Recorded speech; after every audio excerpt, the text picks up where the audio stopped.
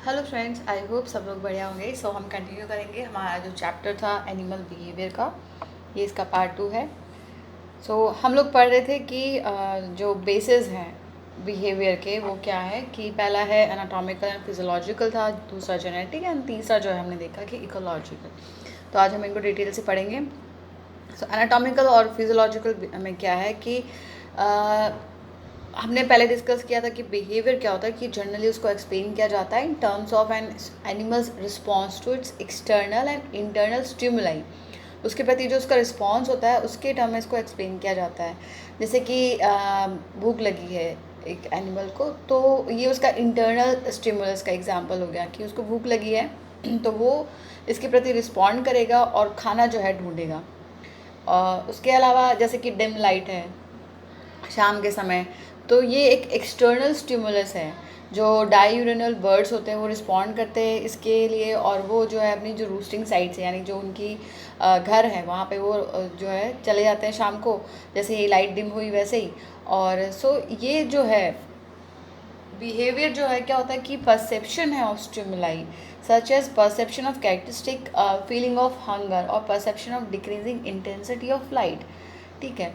ये simplest model होता है of neural basis of behaviour जो है वो है वर्टिब्रिक रिफ्लेक्सेस है। ओके। जो स्टिमुलाई का परसेप्शन है वो पॉसिबल होता है in the presence of receptor organs होने चाहिए हमारे पास, ताकि हम परसीव कर पाएँ और उसके अकॉर्डिंगली जो है बिहेव कर पाएँ। उनको अगर हमें सिग्नल्स नहीं मिलेंगे तो हाउ वुड वी रिएक्ट। यहाँ पे जो है रिसेप्टर ऑर्गन्स होते हैं जो कि वैरी करते हैं डिफरेंट स्पीशीज़ में, डिफरेंट अलग अलग स्पीशीज़ के अलग अलग जो है रिसेप्टर्स होते हैं। रिसेप्टर्स जिनको हम सेंस ऑर्गन्स कहते हैं,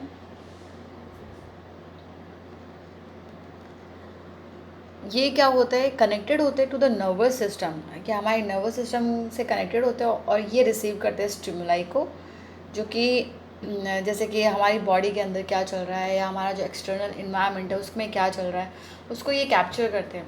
ये जो सेंस ऑर्गन्स है ये डिफरेंट काइंड के होते हैं। हर एक की सेंसिटिविटी जो है वो स्पेसिफिक होती है टू द जो स्टिमुलस है उसके प्रति। जैसे कि आइज़ है तो वो सेंसिटिव होती है towards light only, and years जो हैं वो साउंड के प्रति सेंसिटिव होते हैं हमारे। बिहेवियर जो है उसको हम एक्सप्लेन कर सकते हैं as a function of nerve cells, क्योंकि यहाँ पे स्टिमुलस जो है वो हमें मिल रहा है तो वो नर्व सेल्स का जो है फंक्शन होता है हमारी, कि उस स्टिमुलस को वो लेके जाए टू द पर्टिकुलर जो ब्रेन, हमारे ब्रेन को और फिर पर्टिकुलर ऑर्गन को। जो सिंपलेस्ट मॉडल है of neural basis of behaviour is vertebrae reflexes. जो फ्यू न्यूरॉन्स हैं रिफ्लेक्स प्रोसेस के, वो उसमें क्या होता है कि वो इन्फॉर्मेशन को जो है प्रोसेस करते हैं इन सच अ वे। ये जो है हमको प्रेडिक्टेबल रिस्पॉन्सेज जो है हमेशा मिलते हैं। जैसे कि किसी ने अगर बहुत तेज़ लाइट जो है हमारी आंखों पे डाल दी तो हम फटाक से जो है आंखें बंद कर लेते हैं। और उसके अलावा रिफ्लेक्सेस जो है वो और ज़्यादा कॉम्प्लेक्स बिहेवियर को शेयर करते हैं as a number of properties that are result of the functioning of individual neurons. ठीक है। कॉम्प्लेक्स बिहेवियर जो है वो इंक्लूड कर सकते हैं बहुत सारे रिफ्लेक्सेस को जो शो करते हैं लेटेंसी। दैट इज़ लेटेंसी क्या होता है, जो डिले टाइम है between the stimulus and response. यानी किसी ने हमको सुई चुभाई और उसका रिस्पॉन्स हमने दिया कि हमने हाथ पीछे कर लिया। वो जो टाइम है चुभने और हाथ पीछे करने में, उसको हम कहते हैं लेटेंसी। और जो पेनफुल स्टिमुलस जैसे कि प्रिकिंग की हमको, है ना, तो ये जो है डिपेंड करता है, वैरी करता है पर्सन टू पर्सन और स्पीशीज़ टू स्पीशीज़, कि उसके जो है रिफ्लेक्सेस किसने जो है उसको क्विकली जो है रिस्पॉन्ड कर पा रहे हैं। जो यहाँ पे जो डिले है in not the delay is not the result of time taken for the impulse to travel, but ये डिले जो है वो सिनेप्सिस के बीच में होता है, क्योंकि न्यूरॉन्स के बीच में सिनेप्सिस होते हैं तो उनके बीच में जो है ये डिले होता है। इम्पल्स के ट्रैवल में जो है टाइम नहीं लगता है। कॉम्प्लेक्स बिहेवियर जो है वो शो करता है लेटेंसी, क्योंकि यहाँ पे सेवरल सिनेप्सिस होते हैं जिनको क्रॉस करना होता है स्टिमुलस को। In case of reflexes the stronger the stimulus the shorter the latency, यानी जितना ज़्यादा जो है स्टिमुलस हमको स्ट्रॉन्गर मिलेगा उतनी ही कम जो है लेटेंसी रहेगी, यानी उतनी ही कम जो है डिले रहेगा इन द रिस्पॉन्सेज। जैसे कि अगर हमको किसी ने धीरे से चुभाया तो हम धीरे से जो हाथ हटाएंगे, पर किसी ने ज़ोरदार जो हमें मारा तो हम उसके प्रति जो है ज़्यादा क्विकली जो है रिस्पॉन्ड करेंगे। सो यहाँ पे जो है जो सेंट्रल नर्वस सिस्टम है वो और बाकी के जो स्टिमुलाई जो है अराइव हो रहे हैं डिफरेंट सेंस ऑर्गन से, वो इसको ऐड कर सकता है। और ये जो सारे स्टिमुलाई को एक साथ जो है ऐड करना होता है डिफरेंट टाइम के और डिफरेंट सेंस ऑर्गन्स के, इनको हम समेशन कहते हैं। ओके, सो यहाँ पे इंडिविजुअल न्यूरॉन जो है वो एबल होते टू ऐड अप या फिर submit excitation coming at different time और फ्रॉम डिफरेंट प्लेसेस। सो जो समेशन है उसको हम देख सकते हैं at the level of reflexes as well as the complex behaviour. So Sherrington ने जो है अर्ली 1900s में चार्ल्स एस शेरिंगटन ने स्टडी की थी physiology functions and detail anatomy of various parts of mammalian nervous system. उन्होंने identify किया and name किया था synapses as a connection between the adjacent neurons. तो ये किसने देखा था, सिनेप्सिस को किसने जो है आइडेंटिफाई किया था, उनको नेम दिया था, तो ये है शेरिंगटन और उन्होंने स्टडी की थी। सो अब इन्होंने क्या है कि बहुत सारे एग्जांपल्स दिए हैं summation at the level of reflexes, जैसे स्क्रैच रिफ्लेक्स है in a dog can be elicit if an irritating stimulus is given to the saddle shape area जो है बैक का, उस पर अगर हम दें। सो अगर इस तरह से जो डिफरेंट बॉडी पार्ट्स के जो स्टिमुलस है उनका जो रिस्पॉन्स है वो डिफरेंट होता है।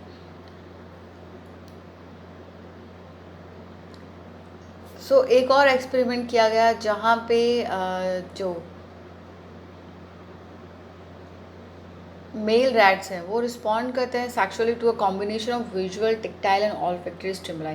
तो यंग मेल जो है वो ऐसे ही अगर उनको दो या एक मतलब दो से कम अगर स्टिमुलाई दिए जाए तो वो रिस्पॉन्ड नहीं करते थे, लेकिन फिर उनको एक बार स्टिमुलाई की आदत हो गई, यानी उनको जो जैसे कि विजुअल या फिर टेक्टाइल्स या फिर ऑल्फैक्टरी स्टिमुलाई उनको दिए गए, तो जब बाद में जो मैच्योर मेल्स हैं उन्होंने जो प्रीवियस उनका एक्सपीरियंस है उसके बेसिस पे वो रिस्पॉन्ड किया towards the one stimuli alone. ठीक है, तो ये जो स्टडिंग है सिंगल न्यूरॉन की and as a whole animal की स्टडी, ये रिक्वायर करती है different techniques and different concepts.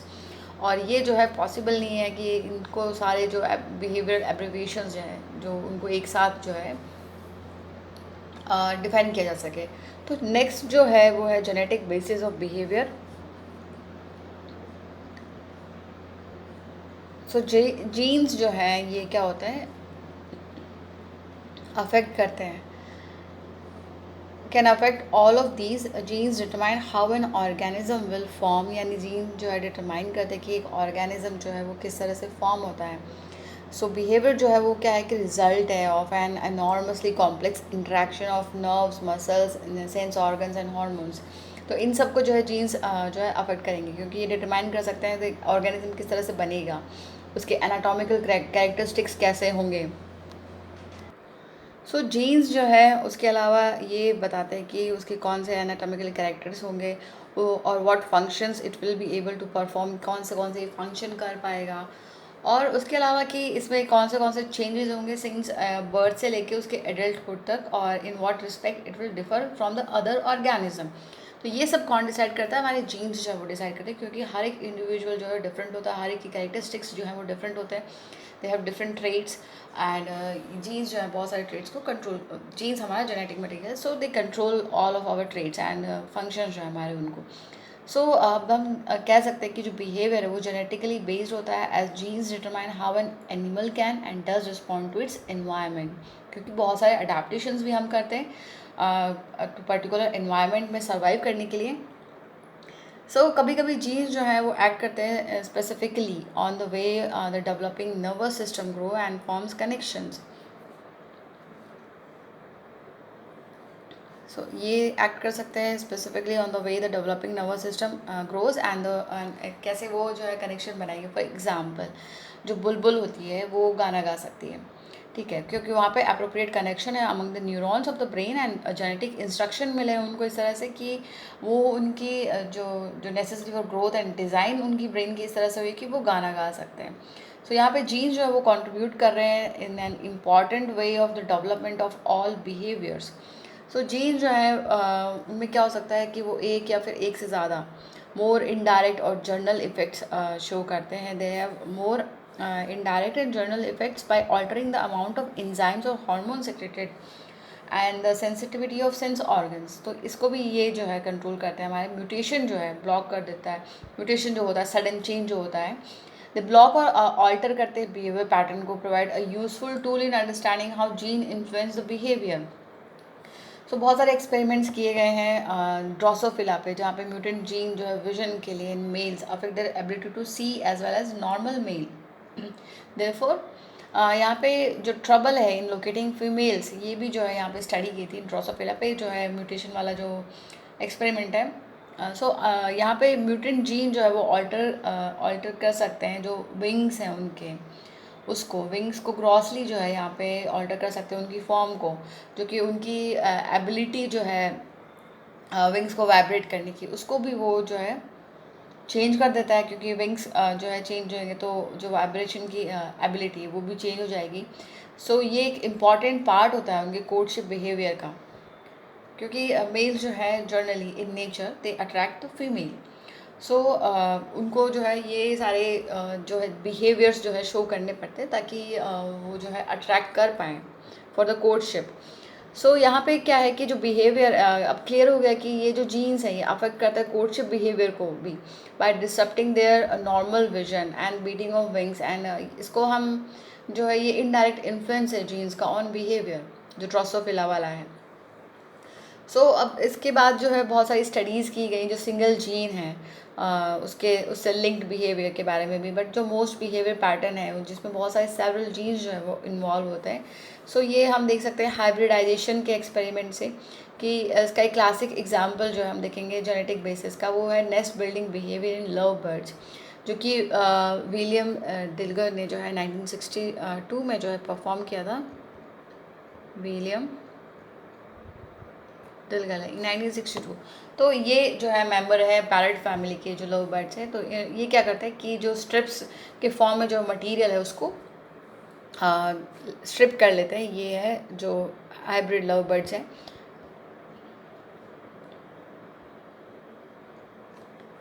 ये है पीच फेस लव बर्ड्स, ये फिशर लव बर्ड और ये है हाइब्रिड लव बर्ड.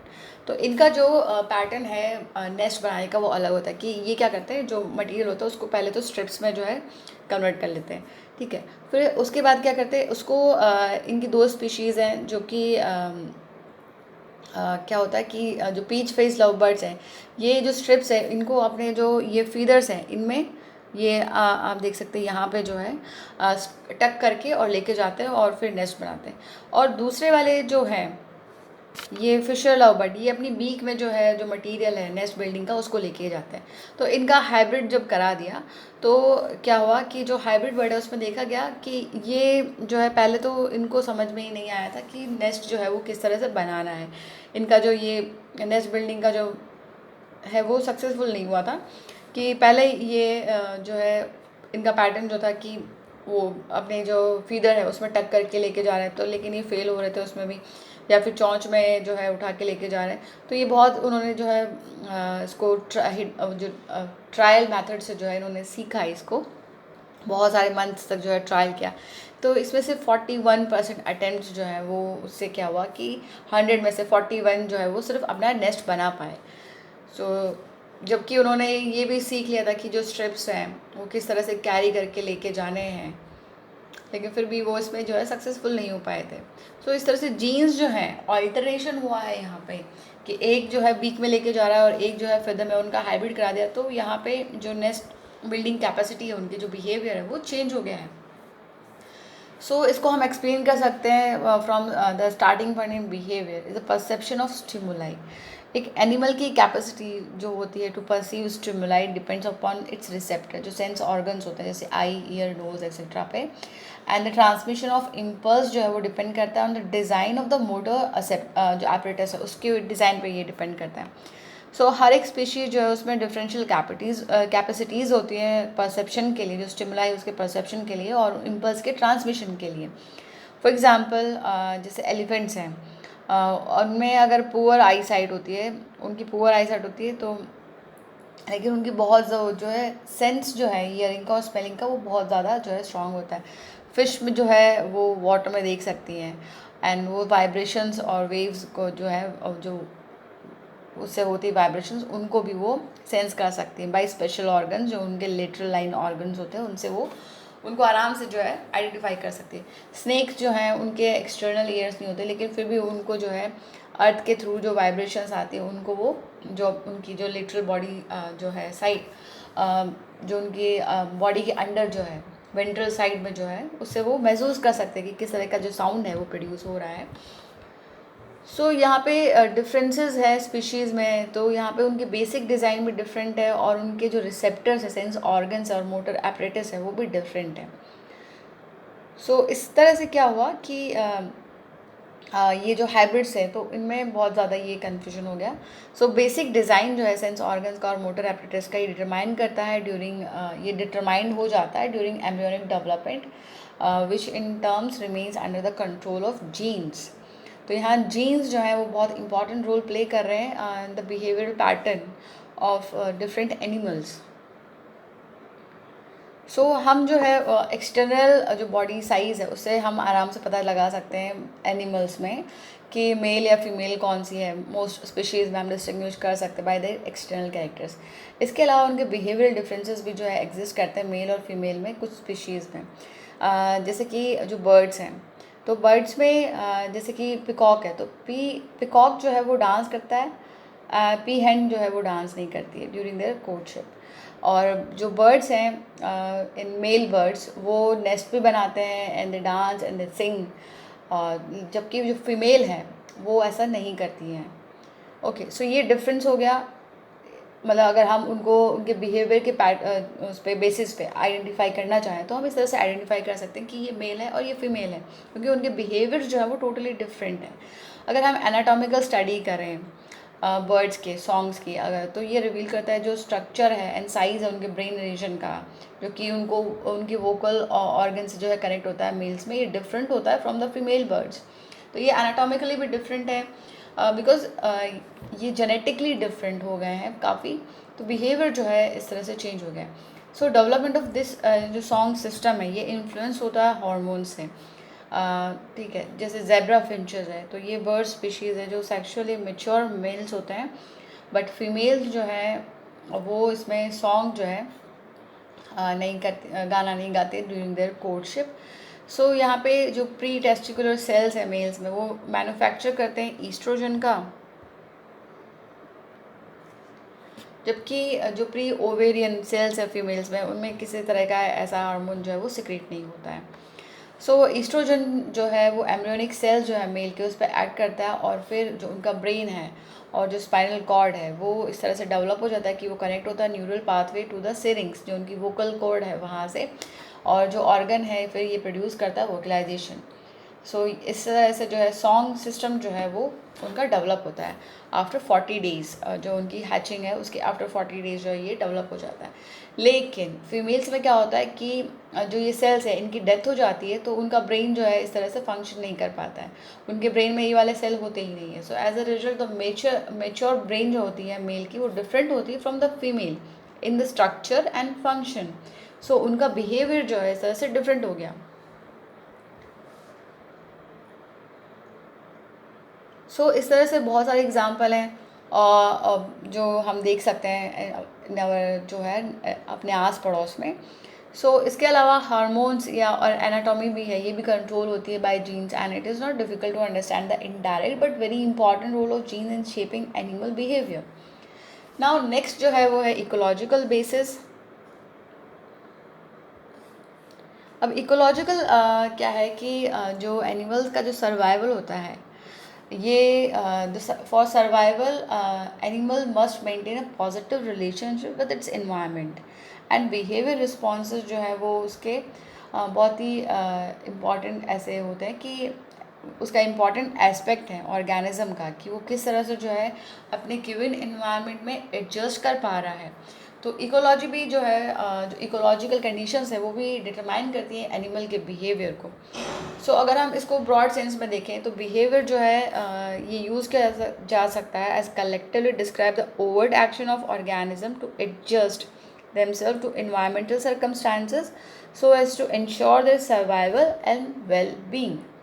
तो ये उनके सर्वाइवल के लिए बहुत ज़रूरी है कि वो अपने, अगर मान लो एनिमल्स जो है अपने एनवायरनमेंट के अकॉर्डिंग जो है अडेप्ट नहीं कर रहे हैं तो वो मर जाएंगे, उनकी पूरी स्पीशीज़ जो है वो एक्सटिंक्ट हो सकती है।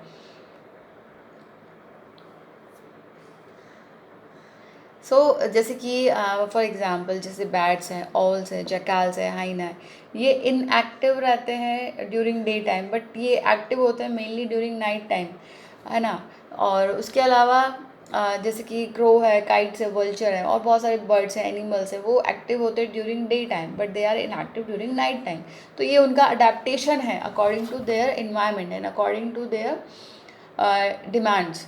यहाँ पे ये जो कुछ एग्जाम्पल है बिहेवियरल रिस्पॉन्सेज के to day and night changes in the environment. Animal जो है वो अडेप्ट होते हैं to different life style to avoid conflicts या फिर to reduce competition as some remain active at the night and कुछ जो है डे के टाइम एक्टिव रहते हैं। तो यहाँ पे कॉम्पिटिशन को भी वो कम कर रहे हैं, उसको भी अवॉइड कर रहे हैं।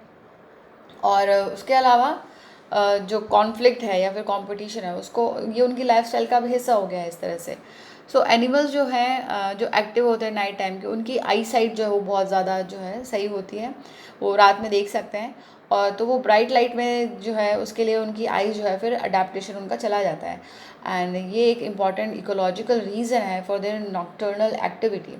काइट और वल्चर जो है वो फीड करते हैं मेनली ऑन जो स्कैटर्ड अनइवनली जो चीज़ें होती है उन पे इन द एनवायरनमेंट, और जो कोई रात में जो है देखना बहुत मुश्किल होता है, तो इसलिए वो दिन में काम करते हैं।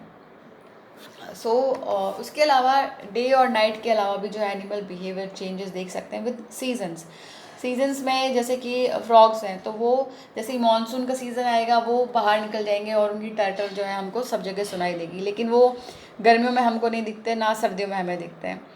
तो वो एक्वेटिक एनवायरनमेंट के लिए जो है पार्टली अडेप्टेड है, तभी वो बाहर आएंगे और ब्रीडिंग वगैरह करेंगे अपनी।